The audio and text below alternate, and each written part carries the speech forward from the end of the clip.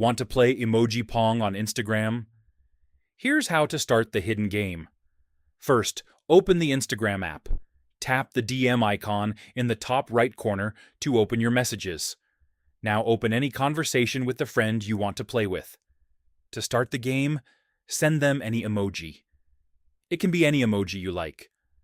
Once the emoji is sent, tap on that emoji inside the chat. And just like that, the Emoji Pong game starts. You'll see the emoji bouncing on the screen. Tap the screen to keep it in the air. The longer you keep it bouncing, the higher your score. When you lose, your score is saved in the chat. Now your friend can tap the same emoji and try to beat your high score. That's it. That's how you play Emoji Pong on Instagram. If it doesn't work, make sure your Instagram app is updated. If this helped, like the video and subscribe for more hidden Instagram features.